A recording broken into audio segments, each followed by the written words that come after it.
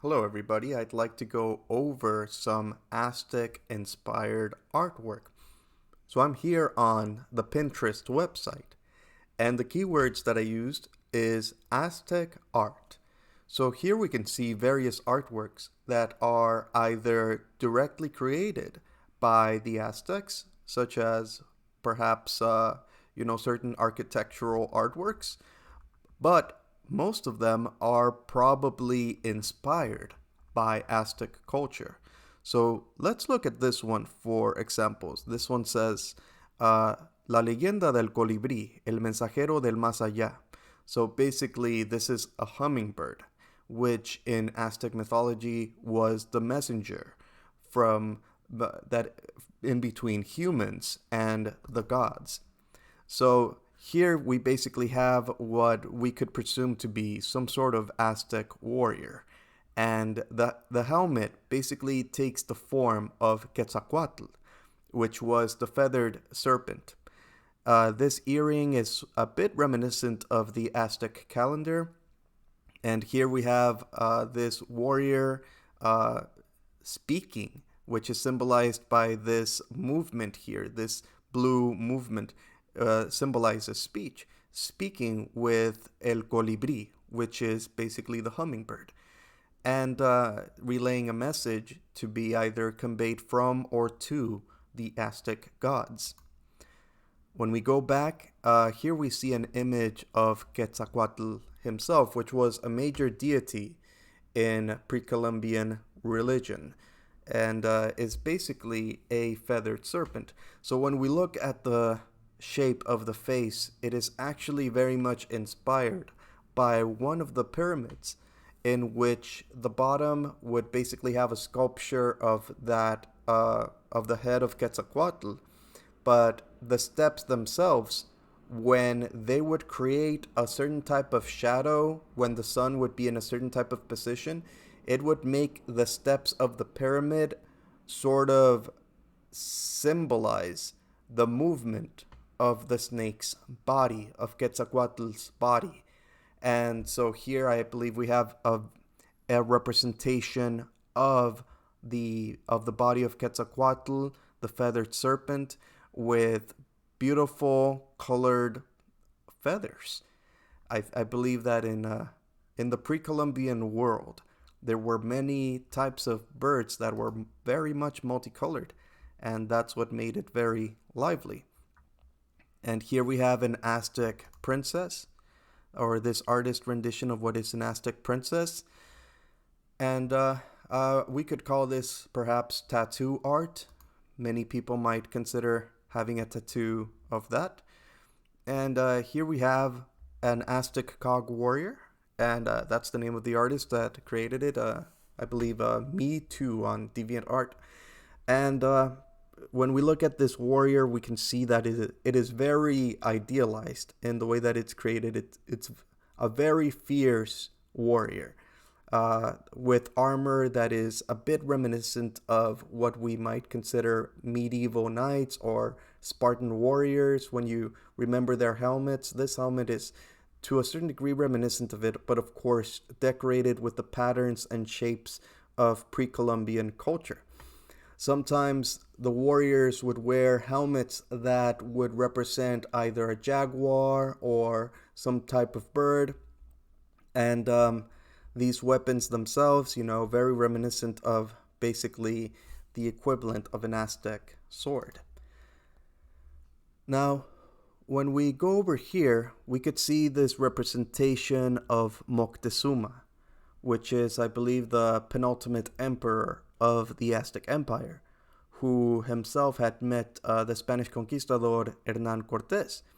So in this illustration, we see his shield, we see his helmet, we see his weapon, and we see him, standing at the pinnacle of this structure as a symbol of authority, of a civilization that is long gone and no longer among us, but still inspires people to this very day. So here we have a representation of what could be some sort of deity, basically holding a heart. So in modern times, the heart represents life and love and care. In those times, in the days of ritual sacrifice, the heart would actually be an offering to the gods. In fact, many of the pyramids were used in ritual sacrifice. And perhaps that is, to a certain degree, th- an allusion to that ceremony that would be part of the pre Columbian religious rites. So let's go back and see a little bit more. Let's see what else we can find. I believe that this image here is very iconic.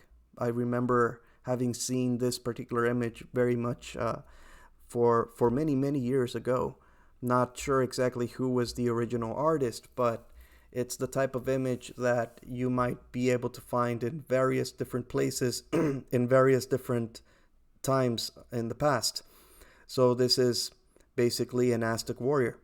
And a fun fact about the Aztecs, I believe the original name is the Mexicas, which is where the name Mexico or Mexico comes from, directly inspired by the Aztec civilization, which, when we look at their mythology, it is believed that they were originally from the area that we now consider to be Arizona, and that they considered to be Aztlan, or their land of origin. And eventually they migrated towards the south to what is Mesoamerica.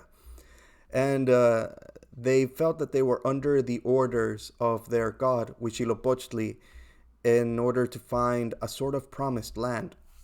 And it's a bit reminiscent of the story of Exodus, with Moses and the tribes of Israel being guided by God to find, the promised land. Well, in any case, Mesoamerica was the promised land of the Aztecs, and the way that they knew that they had reached the correct place was when they saw an eagle perched on a cactus, devouring a snake. And so that eagle in the back sort of represents the foundation of their city, of their capital city, which was known as Tenochtitlan. Tenochtitlan was the capital of the Aztec Empire, and it is now known as Mexico City. Now, Mexico City existed as well as part of the Spanish Empire, as the center and the capital of New Spain, which is basically one of the most important regions of the Spanish Empire, of the now defunct Spanish Empire, from the past. And then once that New Spain became independent and renamed itself as Mexico, Mexico City remained the capital, and it is still the capital to this day. But it was, at some point, the capital of the Aztec Empire.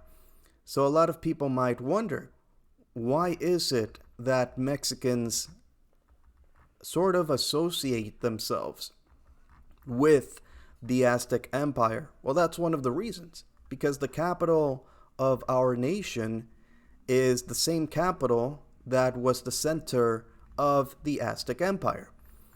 Now, of course, nowadays, there isn't really much reason to feel that one is directly descendant of this particular tribe. And by that I mean the Aztecs. Because Mexico is basically the homeland to many indigenous tribes, and some of them were in opposition to the Aztec Empire. Some of them were actually either rivals or direct victims of the imperialism of the Mexicas. And so they allied themselves with the Spanish in order to find freedom for themselves from the Aztec Empire. So many of us Mexicans might be direct descendants not only of the Spanish, but also of rival or enemy tribes that were completely against the Aztecs. So in that regard, we could sort of see that it might not feel like an exact fit to be represented specifically by the Aztecs, uh, to have them as the symbol of Mexican national identity. However, I would say similar to perhaps, let's say, Italy, they might find themselves very much, very much, at least culturally, represented by symbols of ancient Roman warriors and things of that matter, even if people in Italy might not come directly from Rome, which is just one part of, of what is Italy. So, to a certain degree, I guess the Aztecs have become a sort of symbolic entity to represent Mexico, at least to some degree. There's a lot of Aztec symbolism in Mexican architecture, art, perhaps, as well as official governmental symbols to this day. But again, when we really look at things, we might not have such a direct lineage specifically to the Aztecs. And so, for people who wish to think differently, that is definitely acceptable. But we have to remember that a lot of this is basically a cultural association, and it's basically symbolic. But again, I personally think that art that is inspired by Aztec culture is incredibly interesting, incredibly fascinating, incredibly beautiful, and definitely worth the time to check it out. And again, I'm speaking as a person who is basically 41% indigenous, I believe about 47% Spanish, and the rest being either African or various other ethnicities. So I have a heritage with both the conquistadors and the indigenous side of things when it comes to Mexico. But I myself can actually take the time and really appreciate the beauty that is, the Aztec artwork, the Aztec themes, the Aztec cultures, the Aztec dances and folklore, and technological advancements, architecture, all sorts of things which are, to me, extremely fascinating.